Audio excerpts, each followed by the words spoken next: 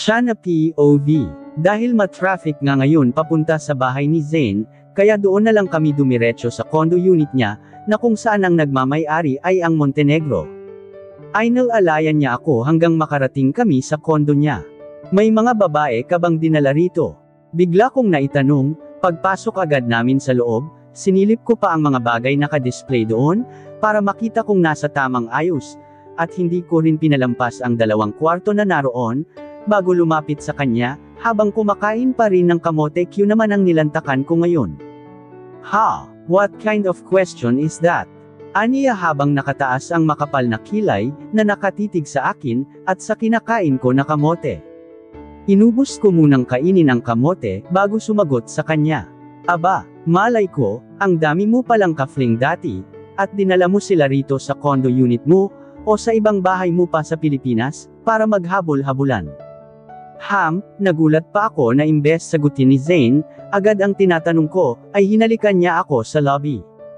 Don't think too much. Dahil ikaw lang talaga babe, aniya habang nakadikit ang mga noo naming dalawa. Kaya ngumuso ako, hindi ako naniniwala, ikaw pa ba? Sa itsura mo pa lang, ay marami ng pinaiyak na babae. Ani ko pero natawa lang si Zane. Pero dahil past mo na sila, kaya dapat past na talaga sila sa buhay mo ha.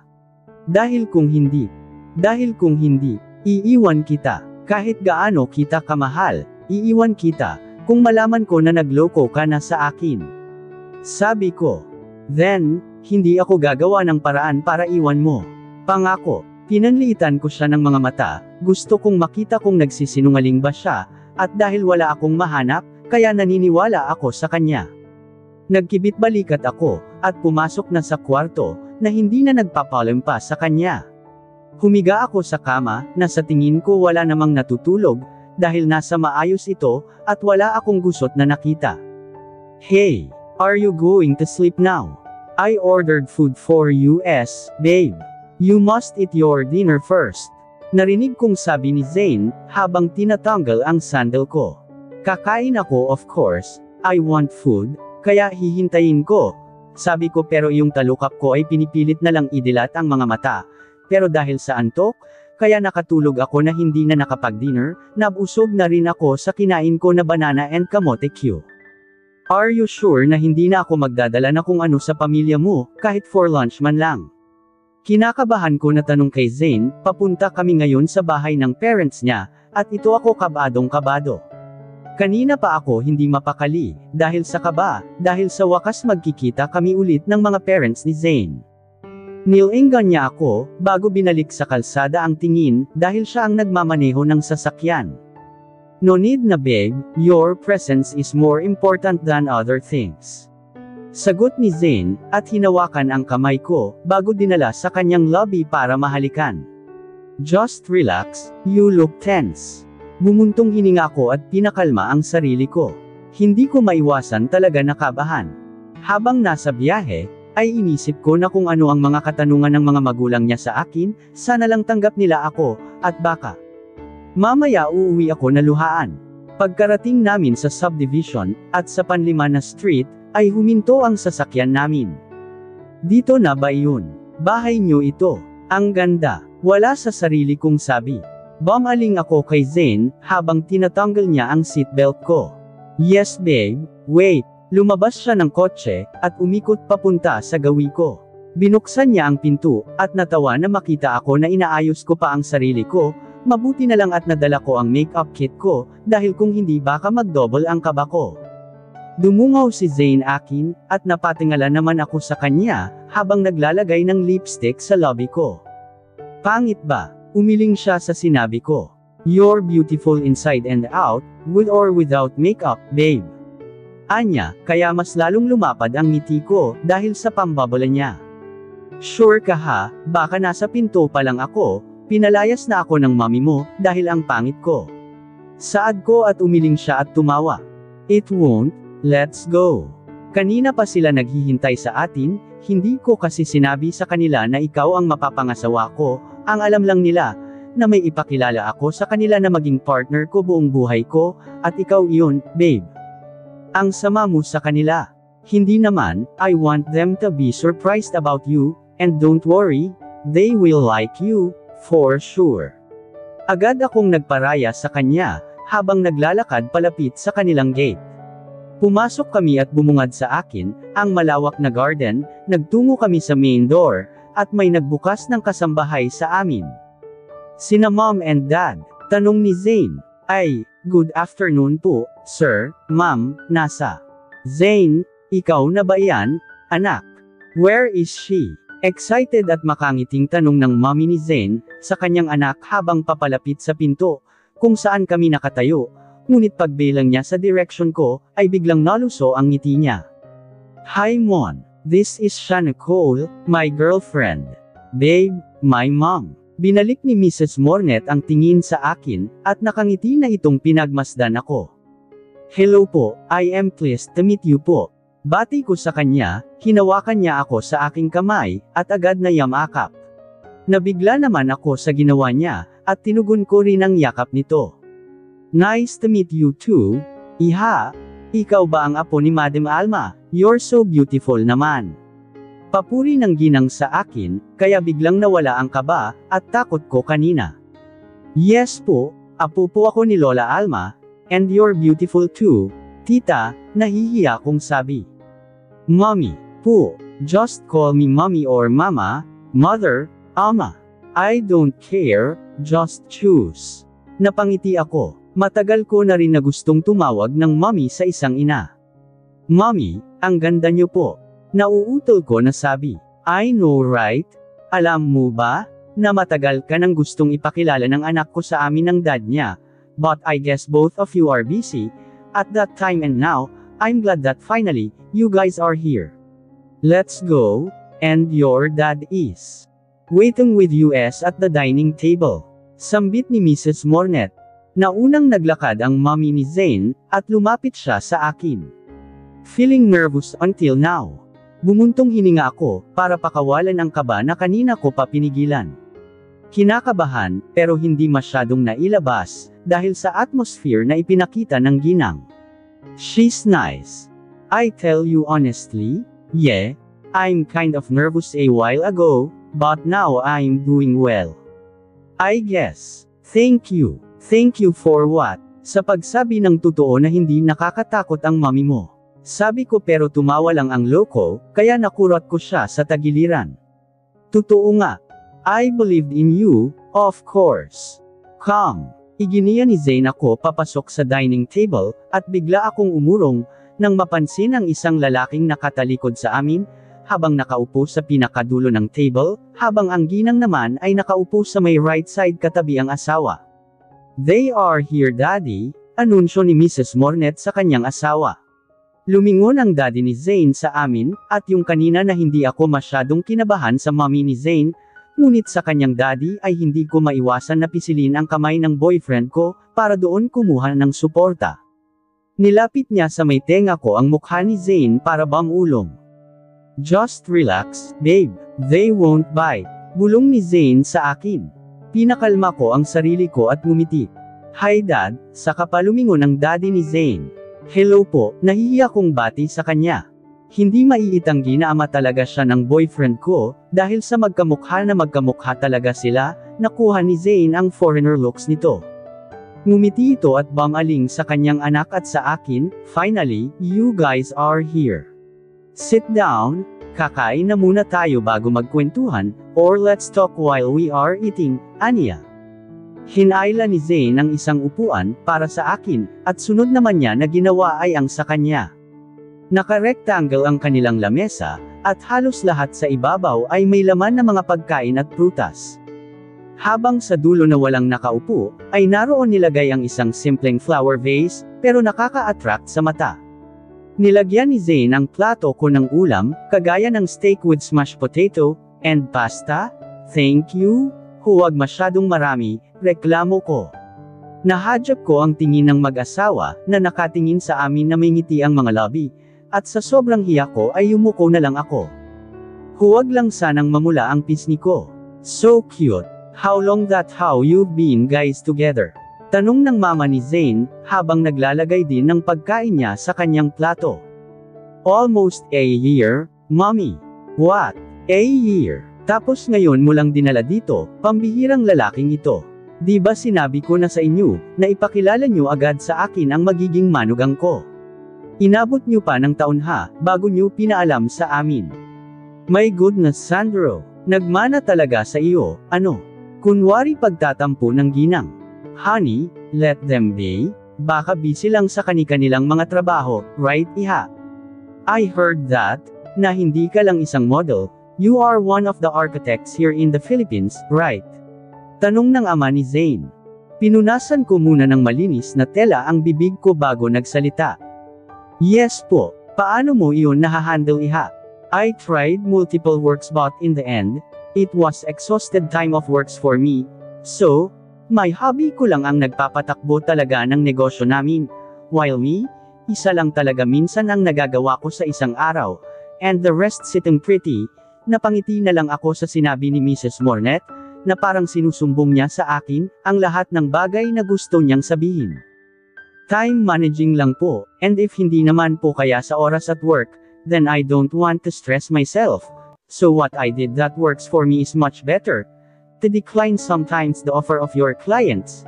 I don't want to pressure myself, in terms of rules and conditions, lalo at hindi naman patas ang pinapagawa, lalo na sa usapang payments. I always have these options po, to push or to leave that offer. Wow, she's so clever Zane, kaya pala gustong gusto ka ng anak namin noon pa kahit na. Mom, your food. Oh I'm sorry, I talk too much. Hingi ng paumanhin sa amin o sa akin, hindi tuloy natapos sabihin ng ginang ang naudlot niya kanina. Anyway, may hihintayin na ba kami na apo sa inyong dalawa? Sabay kaming nabilaw ka ni Zane, dahil sa biglang tanong ng ginang.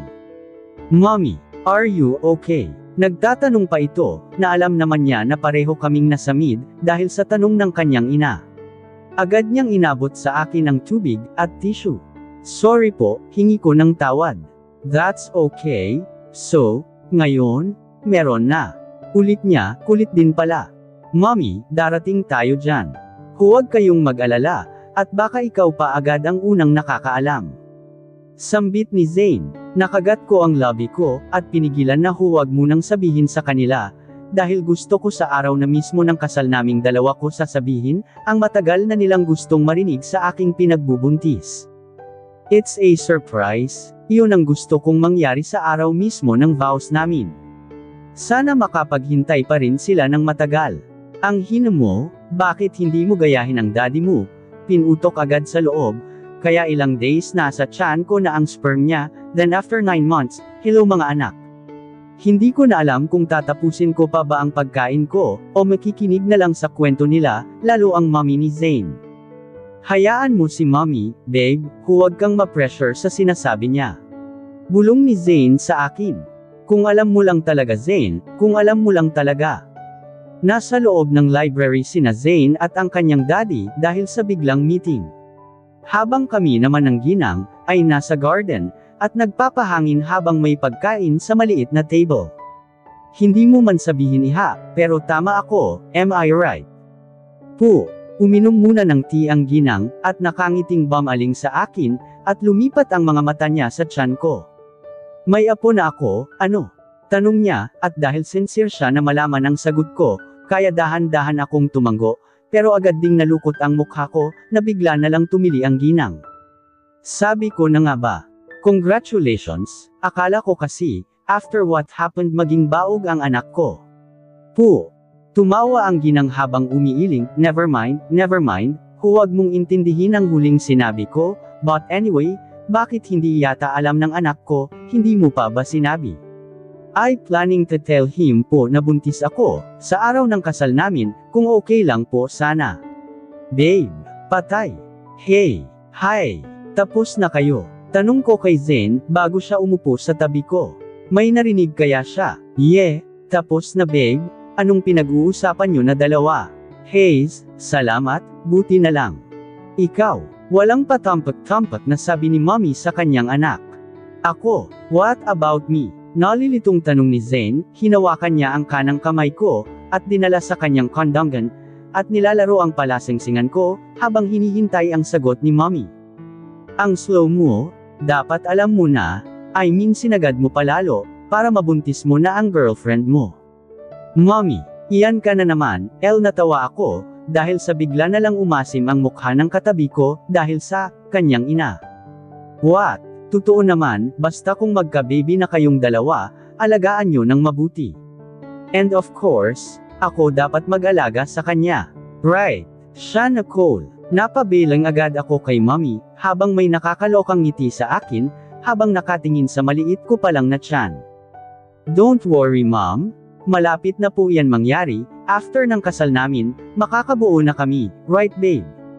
Nakabuo na nga, narinig ko pang bulong ni mommy, at mabuti na lang hindi narinig ni Zane, dahil kumuha ito ng prutas sa maliit na table. Anyway, puntahan ko muna ang daddy niyo, at bukas na kayo umuwi, okay? Aniya kaya biglang sumaya ang puso ko. Hindi ko akalain na ganito niya ako tinatrato, hindi ko tuloy alam, kung ganito ba ang pakiramdam na may isang ina, at ama, at natagpuan ko iyon sa pamilya ng boyfriend ko. Aside kay Lola Alma, at kay Ate Jean, they are my family too. Pagpasensyahan mo na si Mommy Babe, nasanay na rin kami sa pagiging kwela niya, at pagiging seryoso. Ayos lang, masaya nga ako dahil aside sa'yo, nakilala ko rin sila, and I'm happy kasi I feel like I'm complete now. Having them in my life, ay sobrang nakakagaan pala ng pakiramdam. Ani ko at mas lalong lumapad ang ngiti ng soon-to-be husband ko.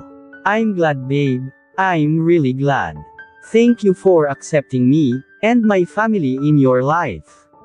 Anyway, will that be okay with you, if we're going to sleep here? Malawak ang kama ko. Aniya na may pilyong ngiti ang mga lobby. Oo naman, wala naman akong ibang gagawin bukas, kundi sa bahay lang naman mamalagi. Mas lalong lumapad ang ngiti ng loko na ito.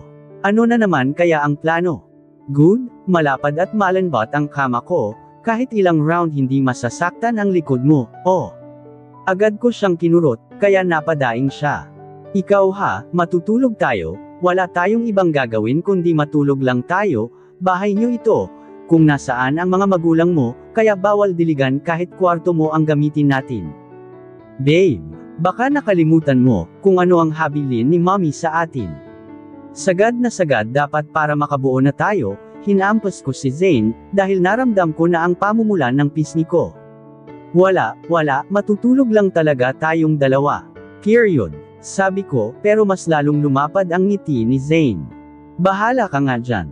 Umirap ako. Gusto ko ng mangga, pakibalat ito, please. Ikaw maghiwa. Wala sa sarili ko na utos sa kanya, kanina ko pa gustong kumain, pero dahil kausap ko ang mommy ni Zane, at bagong kain lang naman kami ng lunch.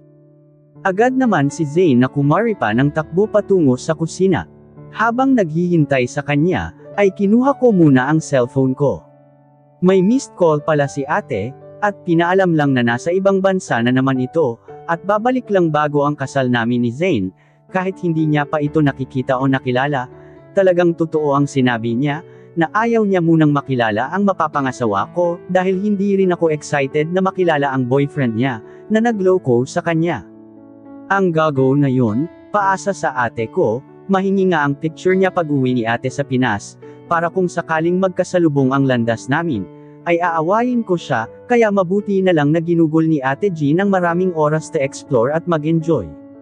Ang dami naman niyang oras, pumunta sa ibang bansa, na parang bahay niya lang and which is good naman, ika nga, enjoy life muna habang bata pa, while me.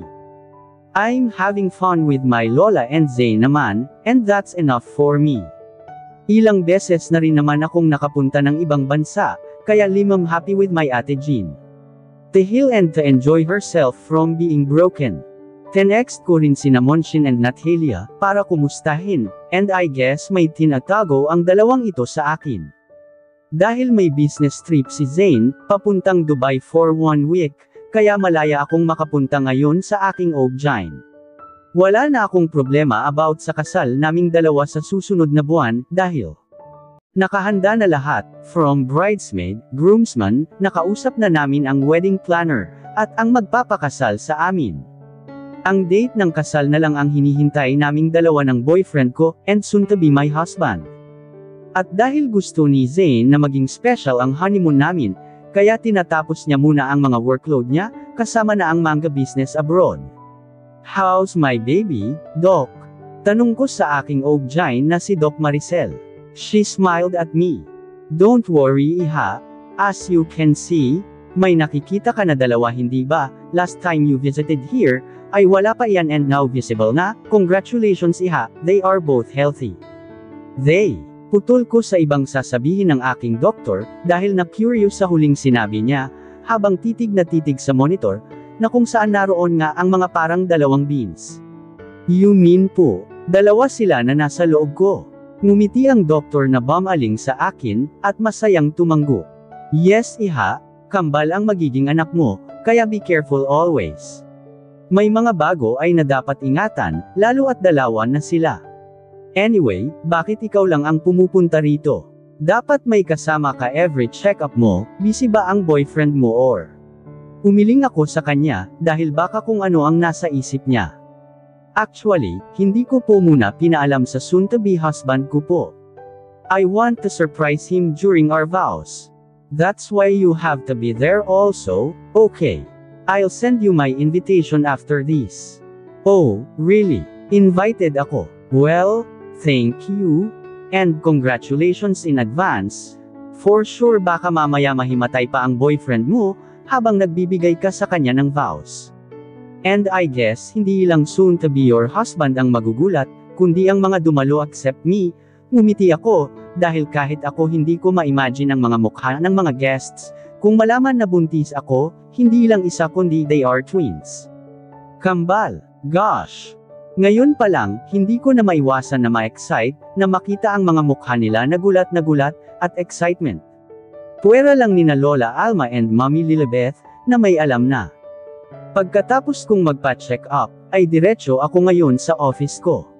Yumuko ako para makita ang tiyan ko, na kung saan may dalawang buhay, na sabik nang makita ang liwanag ng mundo. Pagkaupo ko sa driver's seat, ay hiimos ko muna ang tiyan ko, napapangiti at bilang bagong ina, ay excited na rin ako na makilala sila soon. Kukuha na rin pala ako ng bagong driver, or hiramin ko na lang pala ang driver ni Lola Alma, para hindi na ako magde-drive, iyon kung wala siyang ibang lakad. Ngayon ay baka ito na lang muna ang last ko na pagdadrive ng sasakyan, hanggat buntis pa ako, at kung maging okay na ay saka pa ako babalik. Pinaandar ko ang sasakyan ko na Audi, at dahil naririnig ko na may message sa phone ko, ay kinuha ko ito at binasa. Papatayin kita. Humanda ka. Agad kong naitapon palayo ang cellphone ko, at nanginginig na binilisan ang pagmamaneho ng sasakyan. Malapit na ako sa exit, na bigla akong nahilo, at last thing I'll know ay bumangga ang sasakyan ko sa hindi ko pa alam, paderbao kung saan, at tanging busina ng mga sasakyan ang naririnig ko. Ang lakas ng pintig ng puso ko, na halos kapusin ako sa paghinga.